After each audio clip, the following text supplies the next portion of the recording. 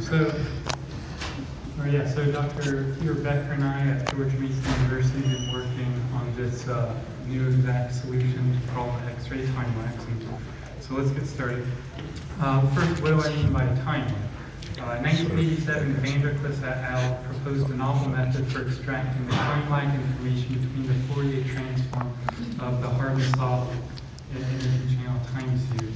They define a complex cross spectrum C as follows: S star H, and the argument of this complex cross spectrum is the angle in the complex plane, the deviation from the vertical. It's also the phase lag, but if you divide that by the corresponding frequency, you get a time lag. So this is a very unique, powerful method for extracting the time lags, and we're going to be using that here. So in 1988, Miyamoto et al., they calculated their thermal compensation theoretical time lag model for the upscattering of monoenergetic photons, compared that with some SIG-X1 data, and they plotted it as a function of Fourier period. As you can see, the theory and the data do not agree qualitatively or quantitatively. They're essentially independent of Fourier period. This led Miyamoto to somewhat prematurely conclude that thermal compensation could not be the driving mechanism for time lags. What we'll see today, though, is that the initial input spectrum is the key to understanding the time lag problem. So here we're going to explore a new phenomenological description where we assume Bremsstrahlung flash instead of monochromatic injection. We're going to derive an analytical solution for the Green's function, and this is a powerful tool we can use to compute the time lags for any input source distribution.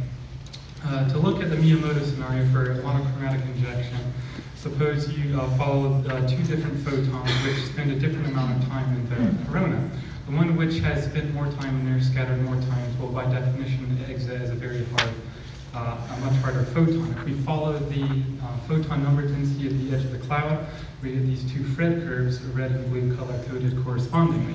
The fast rise in exponential decay is due to spatial diffusion and compensation, and obviously the one which has gained more energy will come out a little bit later. As you can see, these two Fred curves are essentially just phase shifted across all time periods, and so they will.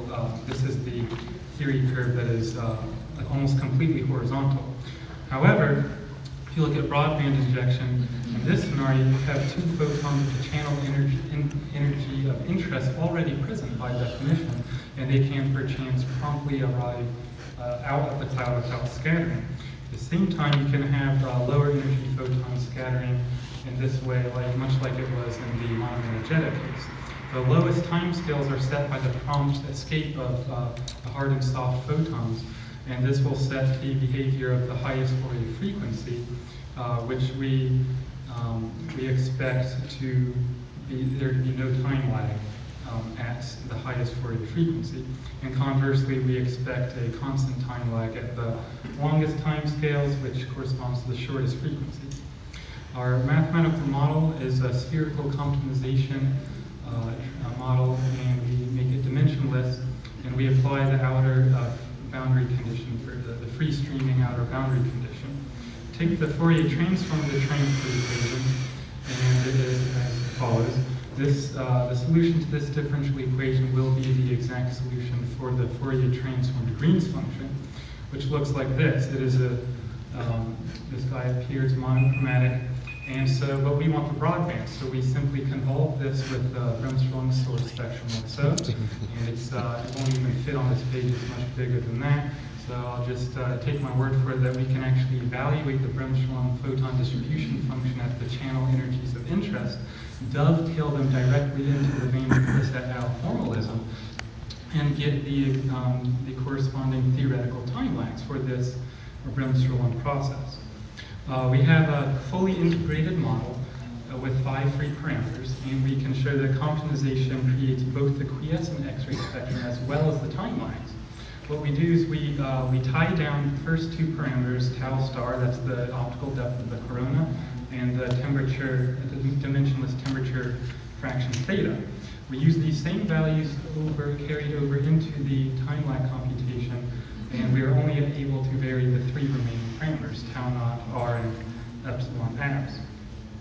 So the results are as follows. These are plots taken from Krohn and Becker 2014 APJ letter, which has been submitted. On the top, as you can see, we have a very nice agreement between the data, the SIG-X1, and the model. And down here, you have a summarization of the three different scenarios, the first of which, the red curve, being a verification of what Miyamoto did in 1988, where you have a constant time lag with a little dip at the end. And you can see the improvement with Bremsstrahlung injection, where you have a power law at higher frequencies, which turns over to a constant. In conclusion, broadband injection does fit the time lag data better than the monochromatic Miyamoto model, and thermal compensation can explain both the time lags and the quiescent X-ray spectrum. And in the future, we hope to obtain similar analytical results for the inhomogeneous case, in which we will look at 1 over R electron number density profile. And in this case, we expect the time lags to fit the data even better than we already have. Thank you.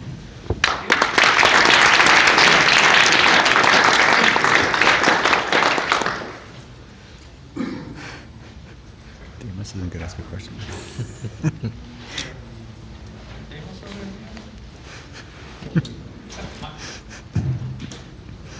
What is the size you find for the corona?